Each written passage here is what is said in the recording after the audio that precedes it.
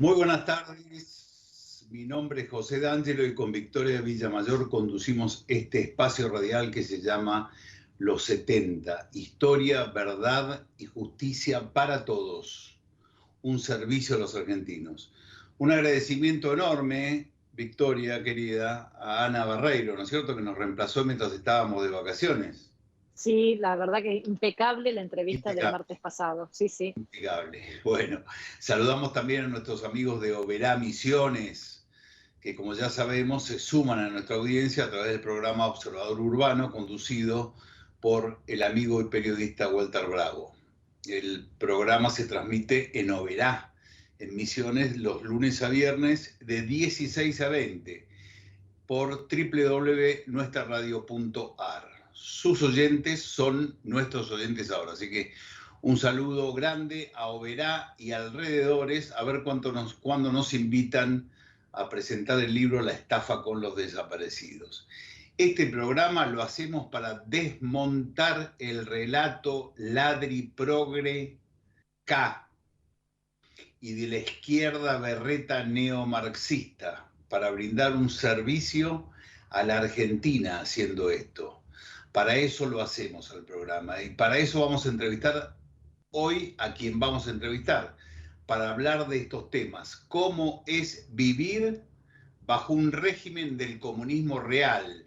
No del piripipí, no del relato, no del chamullo, sino bajo un régimen comunista. Eso va a ser nuestra entrevista en el día de hoy.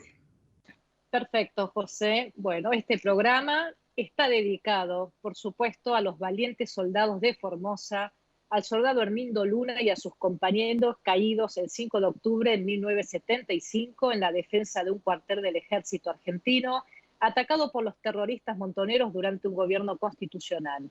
Y también está especialmente dedicado a las queridas Jovina Luna y Mavi Picón de Viola, quienes quemaron sus vidas en la tarea de restablecer la verdad histórica en la Argentina y que son nuestro estímulo para seguir dando esta batalla.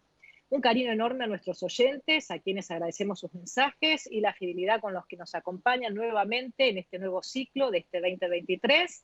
Así que en esta querida Radio del Pueblo, vaya nuestro cariño y nuestro saludo para todos ellos. Un cordial abrazo para todos nuestros oyentes. ¿Qué tenemos en el programa de hoy?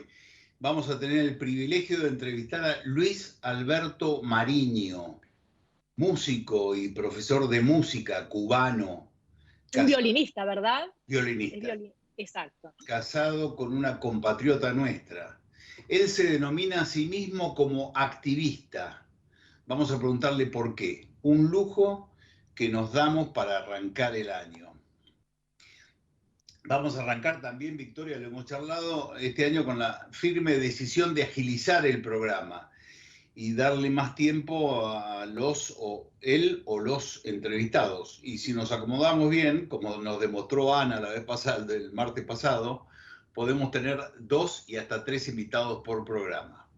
Arranquemos así, con este espíritu, con una carta de lectores que nos resultó muy apropiada para iniciar el año. Es de José Luis Milia y se publicó en el diario La Prensa. Victoria, por favor. Sí, exactamente, en la carta de lectores del 17 de enero, del Corriente, y se titula Ruindad de los jueces. La carta dice así: hay demasiadas preguntas que no tienen respuesta. ¿Por qué el general Milán, acusado en 2017 de delitos de lesa humanidad cometidos entre 1976 y 1977, cuando era un subteniente de 23 años, desaparición de su asistente en 1976 en plena Operación Independencia, secuestros y torturas en La Rioja en 1977, para el 2019 ya había sido juzgado y sobreseído? Mientras hay muchos militares que presos condicionales pasan años en los penales en espera de un juicio que nunca llega.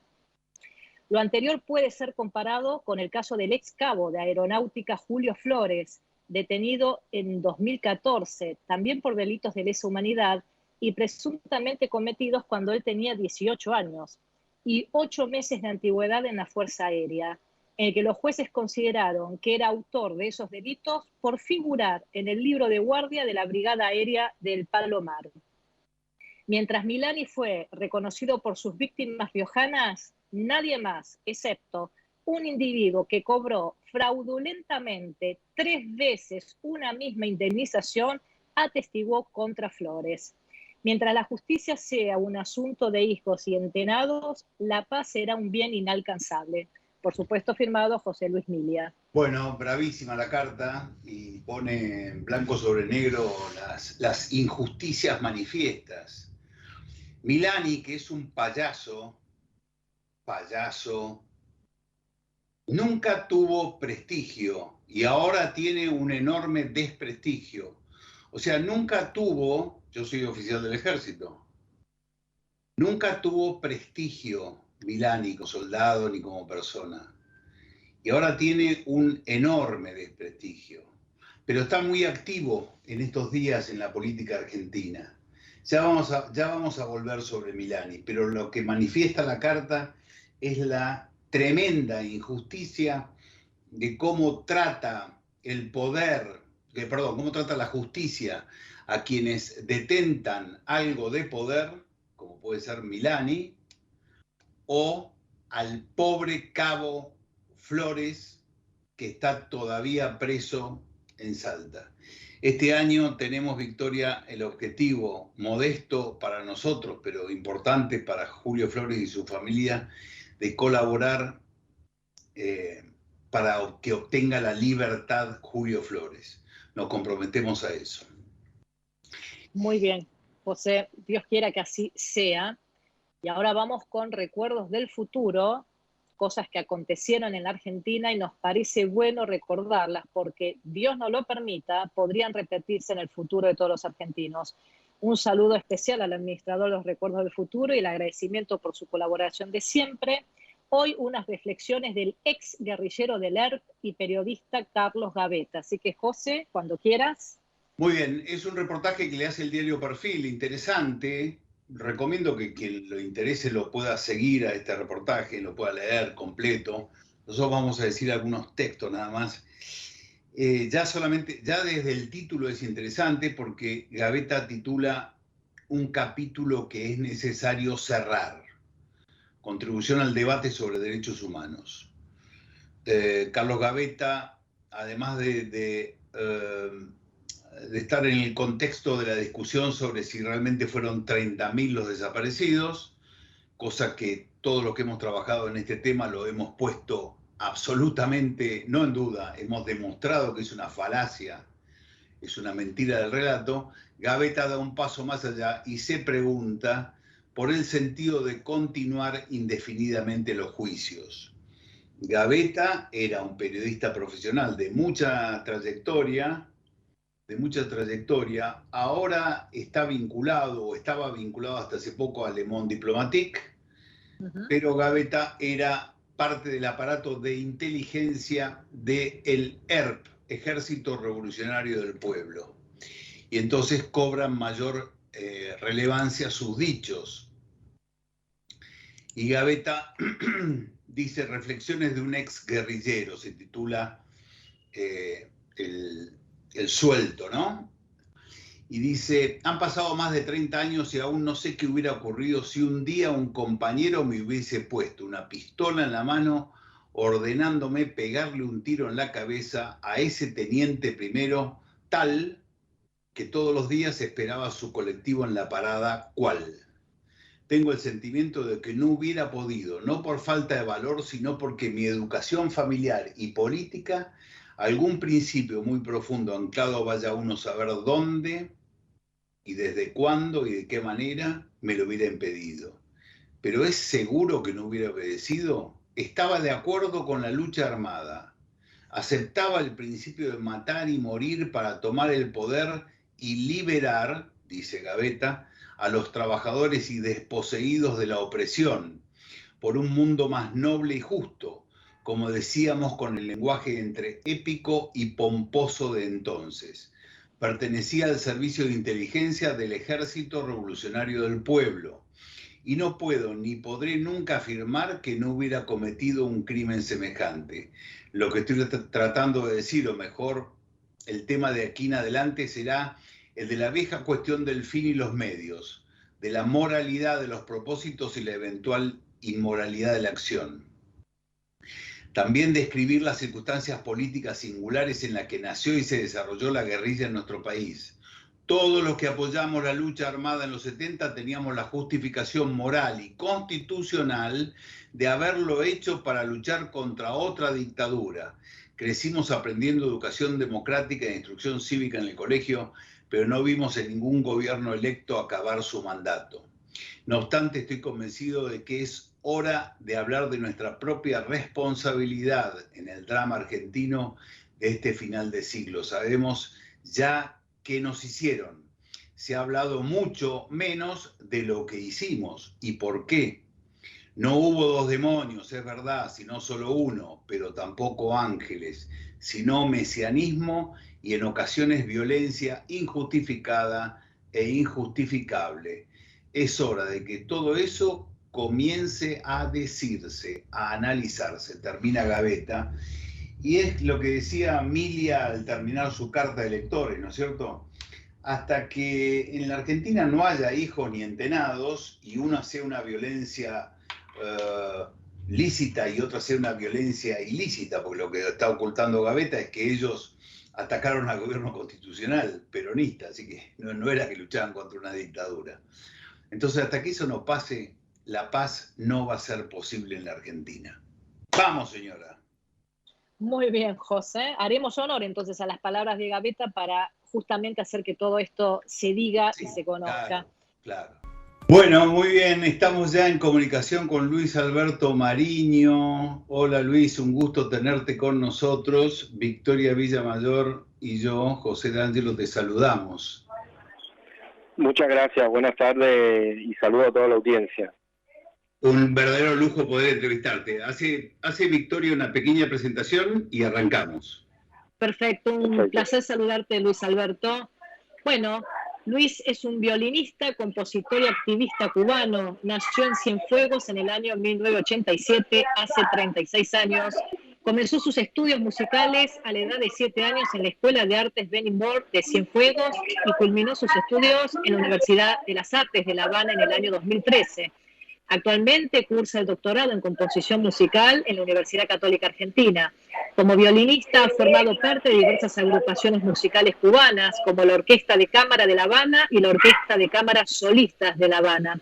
En Argentina ha participado de diversas agrupaciones y proyectos musicales, siendo actualmente integrante del ensamble de música contemporánea de la Universidad de las Artes, UNA. Como compositor, ha estrenado más de una decena de obras y forma parte del proyecto Ánima, que nuclea diversos exponentes del arte independiente cubano.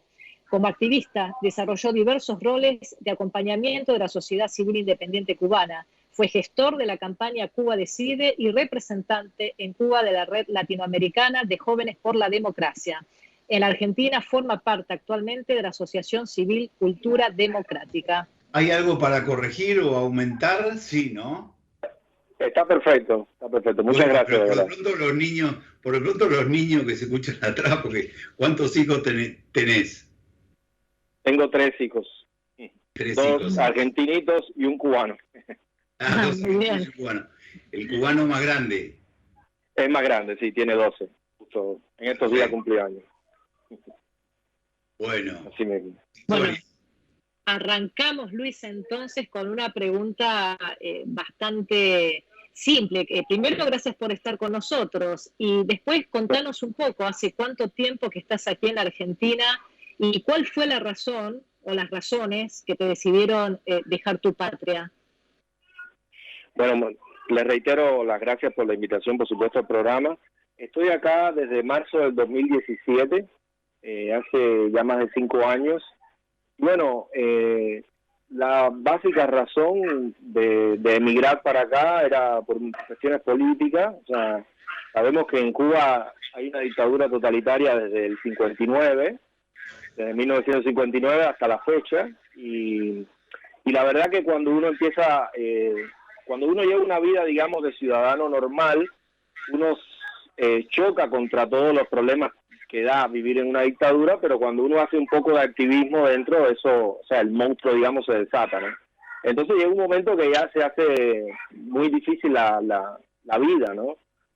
Por más de que ya es difícil en sí, con todas las cuestiones económicas y sociales, Ya si uno da un testimonio de que quiere otro tipo de sistema político, o sea, un sistema democrático, libre, normal, plural, ya el Estado totalitario te empieza a perseguir a principio de forma solapada, hasta que llega un momento que ya te empieza a cortar todo el ámbito social, ¿no? Yo siempre fui músico, me desempeñé como profesor, como violinista, pero al tener esa doble, digamos, ese doble vínculo, empezar a hacer un poco de activismo, porque en realidad lo que hacía era que tratar de visibilizar un poco el desastre, ¿no?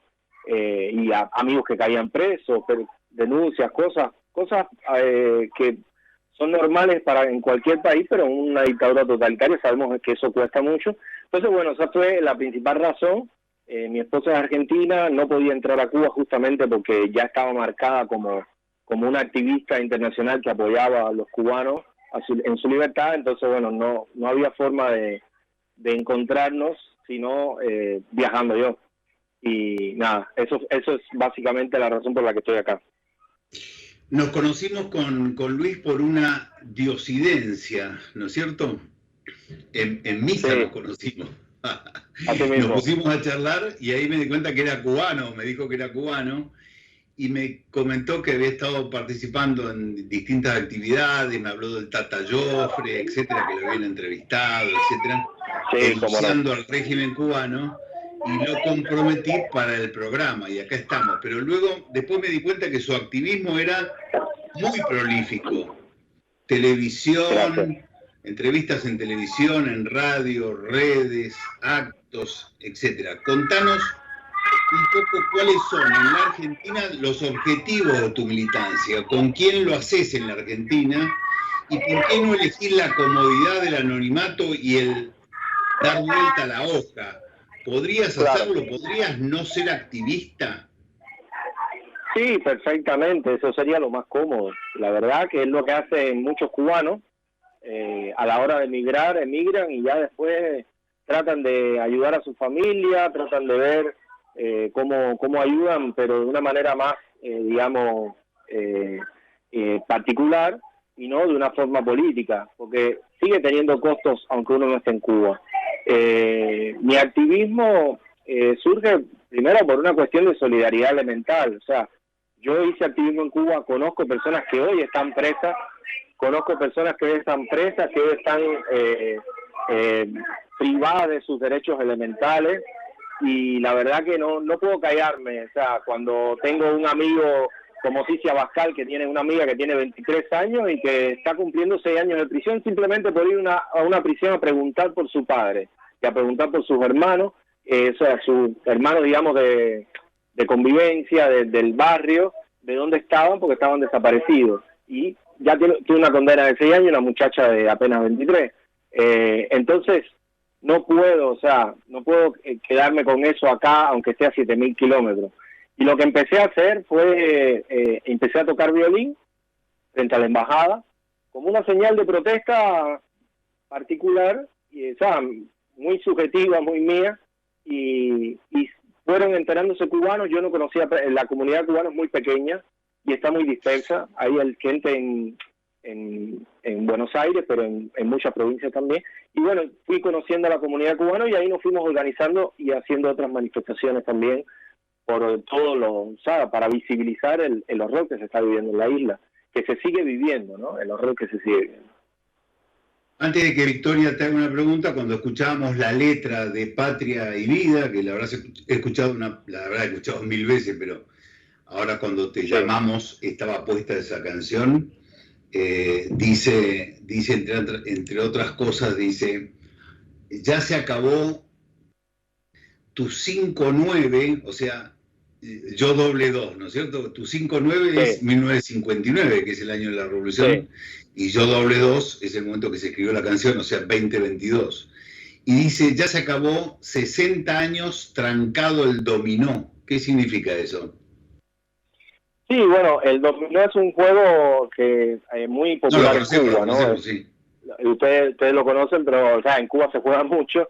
Y nada, es una forma popular de decir el pueblo ya se cansó de esperar, porque imagínense cómo es un mecanismo en una dictadura totalitaria, donde hay un solo canal donde se mueve la información a gusto y a placer de los dictadores, de los que están en el poder. Entonces, hay un pueblo que ha recibido, digamos, un experimento totalitario durante muchos años que le ha costado dar ese paso de decir se acabó. Pero las personas, bueno, lo vimos el 11 de julio del 2021, o sea, la demostración que hizo el pueblo cubano de valentía, porque hay que tener mucho valor para en una dictadura de estas características salir a la calle. Y eso tiene un costo que hoy hay más de 1000 presos políticos. Entonces, esa expresión que está en la canción, yo creo que condensa el sentir de un pueblo que dice, ya no aguanto más, ya se acabó, o sea, ya no me digan una mentira más porque no les voy a creer nada, o sea, es imposible creerles algo a estos tipos. Entonces, ahí se condensa, yo creo, mucho de esa letra, de esa fabulosa canción, que te rectifico, fue en el 2020 que la escribieron. El doble 2 es del 2020. Pero es una canción que realmente desde que salió, ha sido como, digamos, ha fertilizado esa ansia de libertad del pueblo y todavía hoy se escucha muchísimo. Absolutamente. Luis, yo te cuento que tuve la oportunidad de visitar Cuba, justamente quise ir durante el régimen castrista porque realmente quería saber cómo se vive Cuba y por supuesto tuve la oportunidad de recorrer toda la isla, inclusive tu lugar de nacimiento, Cienfuegos, que es un espectáculo. Y realmente hay que prestarle oreja a cada cubano, cada testimonio narrado por ellos, porque después encontrás gente que respalda este régimen castrista. Preguntaría en todo caso cuántos de ellos han tenido la oportunidad de poder visitar Cuba o desde qué autoridad moral pueden hablar de lo que padece el pueblo cubano. Es decir, la dictadura cubana castrista y post-castrista, que ya lleva unos 64 años ininterrumpidos dominando a la población cubana, ahora con Díaz-Canel, ha dejado miles de muertos y más de 1 millón de exiliados. Y no solo esto ha derivado en un drama humanitario, sino que también en un drama económico. ¿Vos cómo ves hoy por hoy a la Cuba de hoy? Mira, más destruida. Es impensable, a veces uno no se puede representar cómo estos regímenes tienen esa capacidad de destrucción continua. Uno ve que está en el piso y de todas formas pueden poner las cosas todavía peor, porque para construir, es que no pueden construir nada. Lo único que hacen es reprimir y destruir. Eso han hecho en 59 años. Lo poco que construyeron con ayuda de la Unión Soviética y no sé qué, era, digamos, como un anfiteatro de logros que se fue destruyendo porque la realidad les pasó la cuenta. O sea, no hay manera de que sostengan un régimen así cuando oprime a la iniciativa más pequeña de cualquier ciudadano.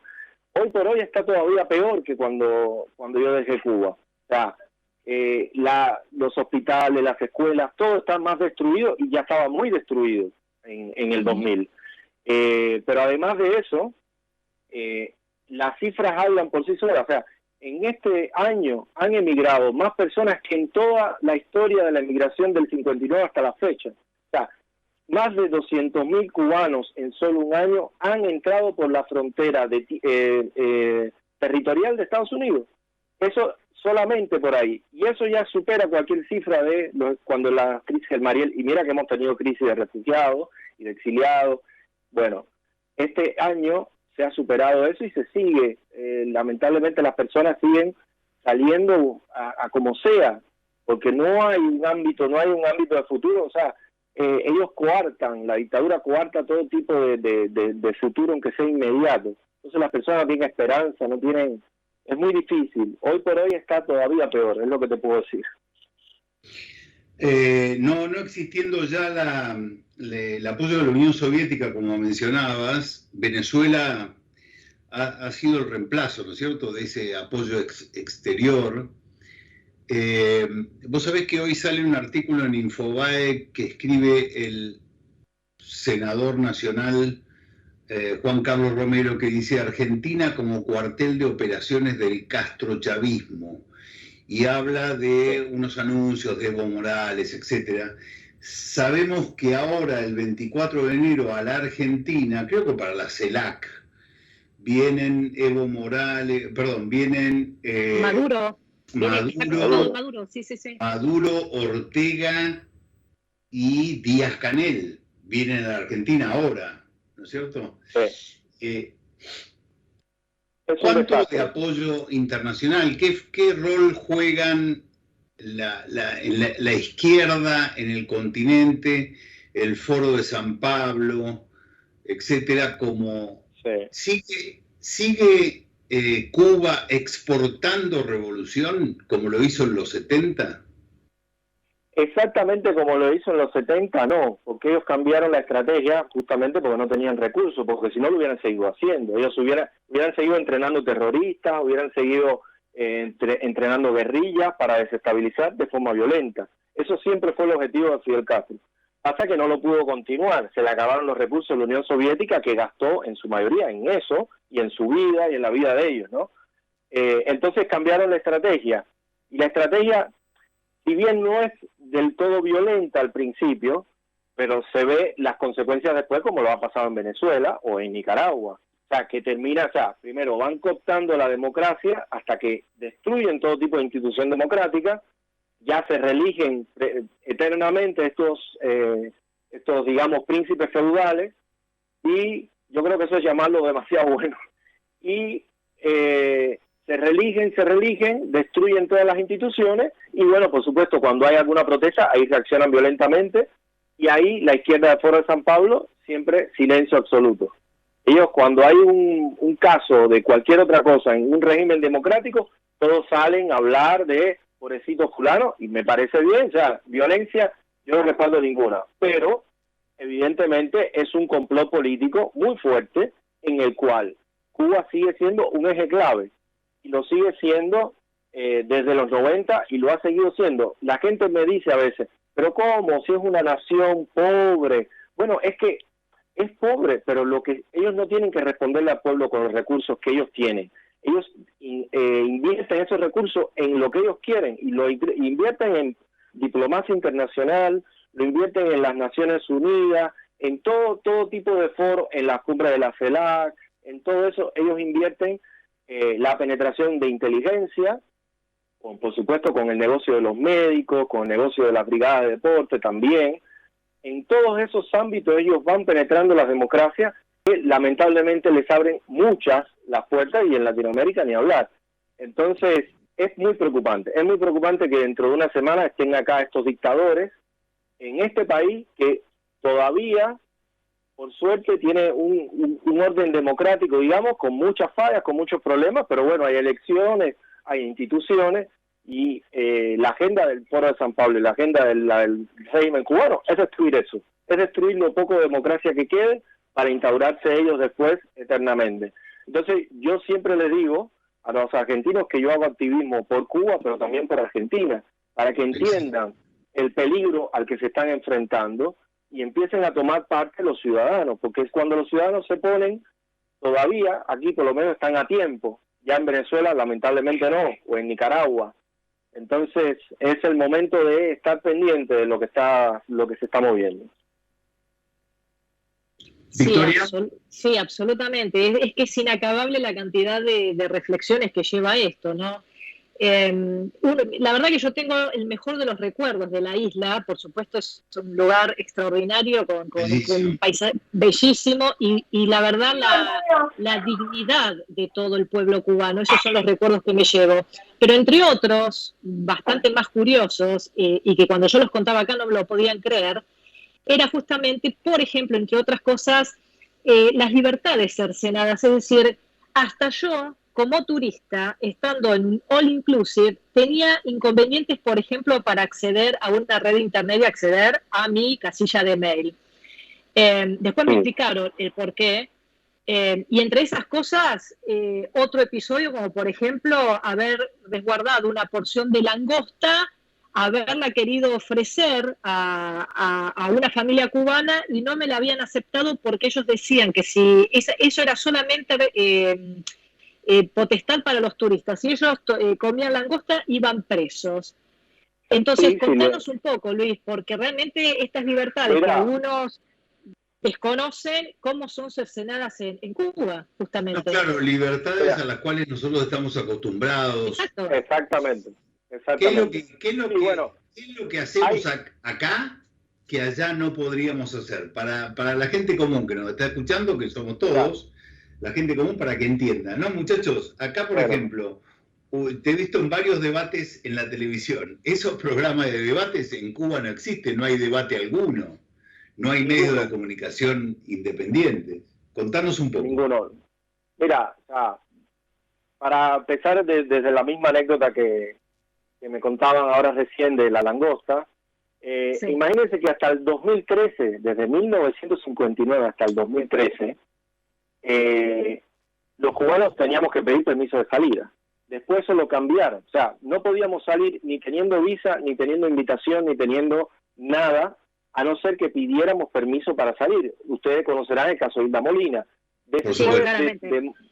Después de muchos años, a partir de 2013 cambiaron la legislación. Hay algunos que no lo dejan salir y simplemente no le dan explicaciones, como hay miles de cubanos que no pueden entrar a Cuba. O sea, hay muchos, y probablemente, yo no he hecho el intento porque no quiero perder el pasaje, pero probablemente yo me compro un pasaje para ir a mi país, donde viví casi 30 años, nací y viví 30 años, y no me dejen entrar a mi país. Eso para poner un ejemplo, pero también había, o sea, en la época de los 90 hasta más o menos 2010, por ahí, no podíamos pisar un hotel. Los hoteles eran solamente para los extranjeros y para incluso cubanos residentes en el exterior que venían, invitaban a su familia a un hotel y la familia no podía entrar al hotel, porque no, eran cubanos de segunda. La carne de res, la langosta, todas esas cosas eran prohibitivas. Si te agarraban con algo, con sobras en la basura, con algo, podías ir preso o tenías que denunciar quién te la vendió, porque son artículos que no están a la venta libre normal, son solamente para turistas. Y así la lista, o sea, hay mucha gente hoy presa en Cuba por comercializar carne de res, porque no se puede matar las reses ni teniendo la propiedad. A los poquitos campesinos que tienen alguna res por ahí, en una vaca no la pueden sacrificar o no pueden hacer lo que quieran con su propiedad, porque no existe eso, ¿no? Ese concepto de propiedad hasta ese punto, ¿no? Y eso cuando tú lo llevas al plano político, ni hablar. O sea, comentar algo político era siempre cuchicheando, hablando. Ahora la gente se anima un poco más, justamente por lo que decía la canción, se acabó. O sea, hay gente que lo dice en la calle abiertamente y bueno, van presos, tienen, o sea, simplemente un caso, Luis Robles, un muchacho que tiene una condena de 6 años, lo único que hizo fue salir con un cartel que decía liberen a Denis. Ya, un cartel que decía liberen a Denis. No se resistió, lo detuvieron, no hizo más nada, no rompió nada y hoy está en cárcel de Cuba con 6 años. Imagínense acá que están acostumbrados a cualquier cosa, se ponen de acuerdo 3 personas y cortan una calle. ¿Podemos mandar a nuestros piqueteros para allá? Pero claro, mira, es que yo se los he dicho, yo se los he dicho porque muchas veces, y esto es grave, los utilizan acá para hacernos la contramarcha y defender a la embajada de Cuba con piqueteros como movimientos como la CTA, Quebracho, que son amiguitos, por supuesto, de esas dictaduras. Yo les he dicho, ustedes en Cuba irían presos y olvídense de comer un choripán, de paso. Escuchame una cosa, Luis, describinos sencillamente cuánto de dirigismo tiene la economía cubana, cuánto de dirigismo estatal tiene, cuánto se mete el Estado. Explícanos con algún ejemplo bien concreto. Mira, después de que ellos en los 60 intervinieron las grandes empresas, que algunas eran de empresas extranjeras, pero otras eran de muchos cubanos. Los cubanos tenían empresarios exitosos en la Cuba de los 50. Eso no se dice, siempre se habla como empresas yanquis. No, había muchas empresas y medianas empresas cubanas que quitaron. En el 68 hicieron lo que llaman la ofensiva revolucionaria, que quitaron incluso los pequeños, no sé, el kiosco. Los kiosquitos que quedaban, los quitaron también. A partir de ahí, a mano del Estado. A mano del Estado. La economía se centralizó totalitariamente y a partir de ahí eran los precios que ponía el Estado y, por supuesto, los pequeños productores que quedaban en los campos fueron perdiendo las tierras se dejaron de cultivar, las maquinarias se rompieron, y así el deterioro hasta hoy. Hoy en día, a veces, engañan, digamos, a la comunidad internacional con un paquetico de medidas, digamos, muy triviales de apertura, que siempre el mundo, cualquier cosa que ellos hacen, siempre tratan de darle el coso de, o sea, el relato de algo, grandes cambios, ¿no? Y es simplemente hacen un paquete de medidas que te dejan hacer un negocito de limar uñas, de vender no sé qué, y eso siempre está a merced de que te lo cierren al otro día, porque no hay ninguna legislación, y si la hay, ellos simplemente hacen lo que quieren. Bueno, tienen los tres poderes en sí mismos, ¿no? No hay división de poder. Entonces, por ejemplo, los pequeñitos momentos en que han abierto un poco al empresariado nacional e internacional, después cierran, se abren y cierran, van jugando con eso. Entonces la comunidad internacional va repitiendo, una reforma ahora, Raúl Castro, sí, mira, ahora es medio capitalismo. No, es un capitalismo de Estado como China, o sea, que el Estado es el que tiene el monopolio, digamos, de todo. Lo que pasa es que ni siquiera llegan a ser el capitalismo chino que prospera de alguna manera interna ahí, ¿no? O sea, que funciona con ciertas normas. Ni siquiera tienen tanto miedo que ni siquiera los propios empresarios lo dejan avanzar mucho, porque tienen miedo a esa autonomía que nace del intercambio, de la iniciativa privada, sí, de la iniciativa privada. iniciativa privada, exacto. Victoria tenía una pregunta sobre Victoria tenía una pregunta. Sí, por ejemplo, no, porque siempre hemos escuchado que el bloqueo americano se ha utilizado como caballito de batalla para aquellos que apoyan el régimen. Entonces la pregunta sería, Luis, ¿cuánto incide realmente el bloqueo en la vida de los cubanos? Mira, primeramente, yo siempre hablo del término embargo, y no es menor el cambio de palabra, porque si fuera un bloqueo, Cuba no pudiera comercializar con los 120 países que comercializa en el mundo. O sea, simplemente cuando te bloquean no puedes ni salir ni entrar nada. Ese es un término que ellos han puesto desde siempre, justamente para que sea como indefendible, ¿no? Es como, ¿cómo vas a defender un bloqueo? Bueno, en realidad, mira, es un embargo que ha tenido mucha historia. Yo no digo o sea, es todo, uno puede mirar como desde cuando surgió, por qué surgió. O sea, surgió justamente porque Fidel nacionalizó empresas americanas, en los Estados Unidos dijo, bueno, entonces yo embargo empresas cubanas acá o embargo propiedad, y ahí empezó el jaloneo, ¿no? Pero hoy en día, por ejemplo, Estados Unidos es uno de los que más vende alimentos y medicinas a Cuba.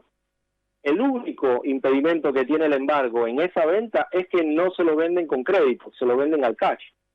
Claro. Entonces, pero la lista, o sea, de productos que se venden desde Estados Unidos, la lista de productos que se compran desde Estados Unidos en Cuba, hoy por hoy es de los grandes negocios que hace el régimen, es venderle a los familiares que están afuera la comida que le dan a su gente adentro. Entonces, todo eso comprado en dólares a precio de Miami, precio que yo no puedo pagar, ¿eh? Y todo eso se están negociando con el embargo. O sea, el embargo no figura ahí, no genera esa digamos, esa cláusula, digamos, ese saco donde todo lo malo cabe, ¿no? No tiene nada que ver. El término, yo siempre digo, el término bloqueo en realidad es donde único cabe es en el propio sistema totalitario cubano, que lo bloquea todo. Yo recuerdo cuando las medidas de Obama, la apertura, o sea, lo que quedó del embargo con todos los decretos que sacó Obama era nada. Prácticamente Obama levantó prácticamente el embargo. Lo poquito que había, o sea, los viajes de los intercambios y todos los viajes de americanos a la isla, todo eso eran cruceros y cruceros semanales.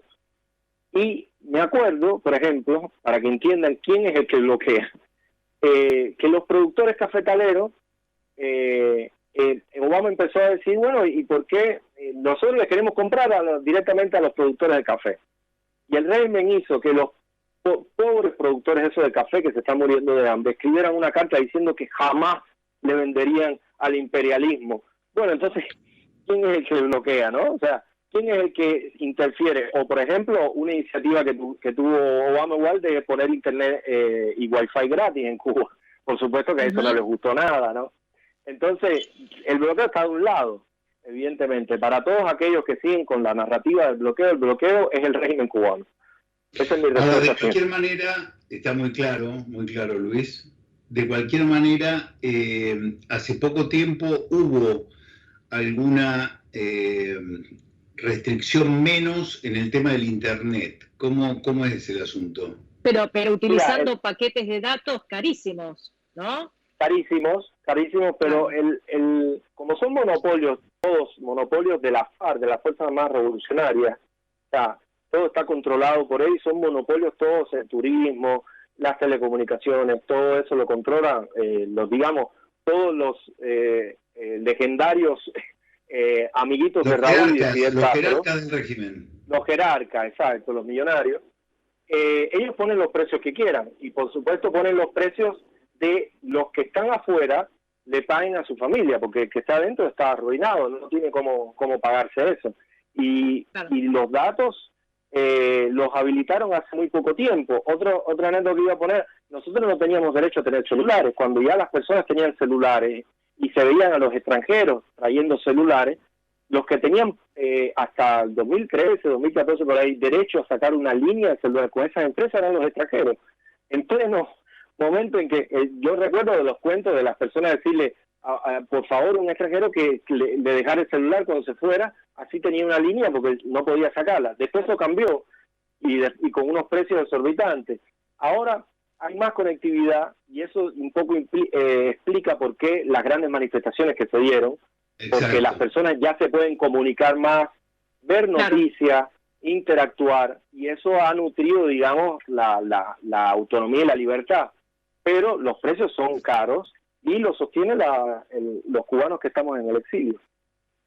Un chiste trágico acerca de Cuba dice que el régimen cubano es aquel que hace que un limpiavasos, limpiavajilla de Estados Unidos le tenga que mandar le mande plata a un médico cirujano en Cuba, digamos.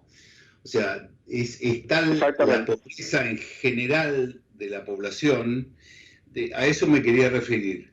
Se decía que el marxismo iba a establecer un régimen en donde no hubiera más diferencias, más oprimidos y opresores, y sin embargo, claramente el único logro que ha tenido el régimen cubano es la igualdad. Son todos igual de pobres, menos la clase dirigente. Hablanos un poco de la clase dirigente, cómo vive la clase dirigente cubana, que mantiene al pueblo cubano en la pobreza más absoluta. Sí, mira, hay muchos niveles. Digamos, el nivel más alto, la familia, digamos, Castro y los generales, digamos, aledaños, la gente de confianza, esas personas viven como multimillonarios. O sea, y eso está claro a la vista de todos. O sea, un hijo de Fidel jugaba golf cuando los campos de golf fueron todos intervenidos en la década de 60, que era un juego de burgueses y que eso no, el pueblo no podía jugar eso. Bueno, un hijo de él lo jugaba. Otro, me acuerdo hace muchos años, fue un escándalo porque andaba en un yate de él con escolta en un hotel en la India y un paparazzi que le tiró una foto y él entonces estaba con tragos y, o sea, escándalos de eso hay de todo para saber, o apartamentos que se compran nietos de Fidel y de Raúl Castro, o una vez en plena pandemia cuando las personas estaban muriéndose, que no tienen, hoy en día se ven los videos de las personas que no pueden llegar al hospital porque incluso muertos que no tienen carro que los lleve al cementerio, ¿entiendes? No, llevan a veces las personas cargadas en carretas de construcción, no carretas de caballo, ni siquiera de caballo. Y un nieto de Fidel probando un Mercedes y decía wow, con toda una, o sea, entonces ellos viven completamente, además con islas privadas, con buceo, pesca, lo que uno se imagine, y todo eso en una cuenta que no figura en ningún lugar, ¿no? Ahí nadie paga, es todo el pueblo, ¿no? Luis, querido, vos sabés que el único tirano que tenemos acá es el tiempo. Sí, y se nos está sí. acabando el programa, entonces tenemos que cerrar. La pregunta que yo te haría es, ¿cómo sigue tu lucha? ¿Cómo los argentinos podemos ayudar? Estoy seguro que reclamos a la clase política, para que la clase política, opositora, por supuesto, no el kirchnerismo, se manifieste en donde tenga que manifestarse a favor de la libertad de los cubanos. ¿Cómo sigue tu lucha y cómo podemos ayudar a los argentinos? Este mismo domingo los venezolanos y nos vamos a sumar los cubanos, nos estamos organizando para hacer manifestaciones. Ahora mismo no recuerdo bien el lugar porque era un lugar que no conocía, pero me llegó de invitación de varios amigos venezolanos para convocar, para hacer algo por lo de la CELAC, por ejemplo, que es escandaloso. Perfecto. Que vengan estos dictadores acá a pasearse en un país como si ellos fueran presidentes democráticos elegidos. Y estar atentos no solo a todo lo que está sucediendo en Cuba, porque a veces es difícil para un argentino decir, bueno, ¿y qué tengo que ver yo? ¿Qué puedo hacer? Es que todo está conectado. Es toda una agenda que busca el detrimento de las democracias y que atenta una y otra vez contra las pobres instituciones latinoamericanas. Entonces, estar atento para salvaguardar su democracia y defender la libertad de los cubanos es la misma lucha. Entonces, yo creo Luis, aparte ya lo declaraba también Hilda Molina en una de las tantas entrevistas que ella ha tenido, que justamente el proyecto de Fidel era dominar el mundo. Entonces, todo el castrismo siempre se quejó de la injerencia de otros países en Cuba, pero ellos, en definitiva, el objetivo es hacer exactamente lo mismo. Sí, era hacer guerrillas donde pudieran, y ahí está la historia. Exacto. En todos los lugares que hicieron. Entonces, hoy no pueden desplegar esa carrera, digamos, armamentista, pero sí lo hacen diplomáticamente, encubiertamente, y con todo este deterioro que estamos viendo, que está sucediendo en Latinoamérica y que sigue sucediendo. Entonces, no por gusto el kirchnerismo los saluda y son amigos y se dan la mano todo el tiempo, porque es un poder real. Entonces, hay que estar atentos y hay que unirse en la lucha para salvaguardar la democracia y buscar la libertad de los cubanos. Es lo que le pido a los ciudadanos de acá. Un lujo, Luis, querido, un gran lujo haberte entrevistado. Muchísimas gracias. Una felicitación enorme por tu militancia, un cariño a la patrona y a los tres chicos. Y vamos a estar atentos también para poder apreciar tu arte, porque si hay otros recuerdos que yo he llevado de Cuba, es la calidad de músicos que lo tienen realmente en la sangre. ¿Dónde se puede escuchar tu arte? Decinos alguna red social donde podamos escuchar lo que haces.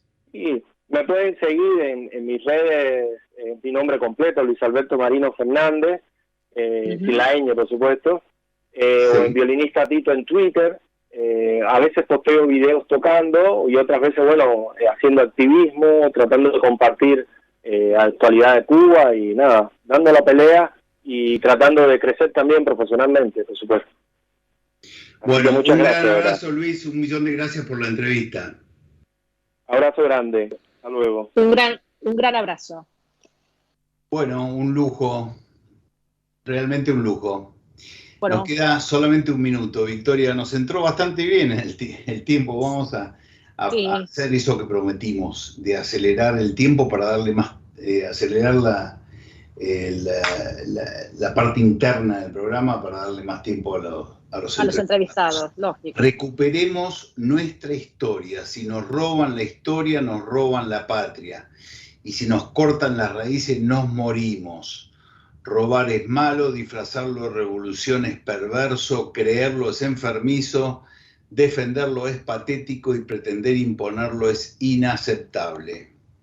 Bueno, amigos, entonces vemos esta batalla cultural en todos los rincones de la Argentina porque nos oponemos a la manipulación de nuestra historia y a que nos corten nuestras raíces, mintiéndonos y cambiándonos la historia y nuestra patria por mentiras. O sea, no queremos ser Cuba ni Venezuela, queremos que este pueblo y estos queridos pueblos hermanos también se libren del yugo comunista. Los argentinos luchamos por la verdad y por nuestra libertad como nación. Y como dijo Armindo Luna, aquí no se rinde nadie, mierdas y ahora más que nunca. Hasta el próximo martes. Hasta el próximo martes, muchas gracias.